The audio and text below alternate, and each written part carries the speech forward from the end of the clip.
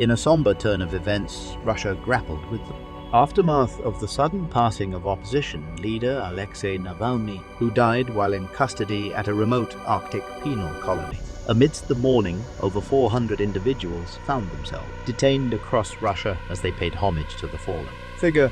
According to a prominent rights group, Navalny, a vocal critic of the Kremlin and a symbol of opposition against President Vladimir Putin, passed away at the age of 47, leaving many Russians crestfallen.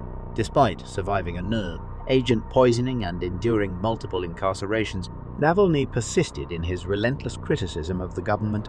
The news of Alexei Navalny's death is horrible, but it also shows that Putin fears nothing more than the dissent from his own people. Putin and his friends fear nothing more than people that stand up, that speak up, that fight for freedom, and that fight against corruption like Alexei Navalny did it. The world has lost a freedom fighter in Alexei Navalny. We will honor his name.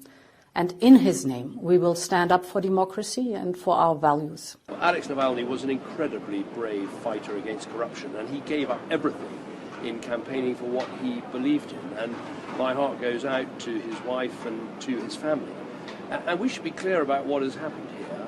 Putin's Russia imprisoned him, trumped up charges against him, poisoned him, sent him to an Arctic penal colony, and now he's tragically died.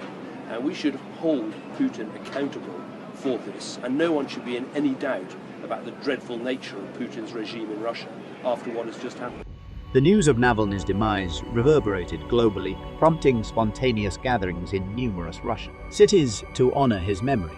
However, these tributes were met with swift crackdowns by authorities, resulting in hundreds of arrests, notably in St. Petersburg, where more than 200 individuals were apprehended, including a priest who had planned a memorial service for Navalny.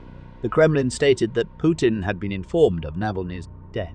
The Kremlin had previously denied Navalny charges of widespread corruption and Putin's personal wealth. Navalny's political movement is currently prohibited in Russia, and the majority of his senior allies have fled to Europe. We don't know exactly what happened, but there is no doubt that the death of Navalny was the consequence of something that Putin and his thugs did. As questions lingered regarding the circumstances of Navalny's death, his supporters accused the authorities of obstruction and demanded transparency. Meanwhile, Russian officials maintained that Navalny succumbed to sudden death syndrome, sparking skepticism among his supporters and further inflaming tension.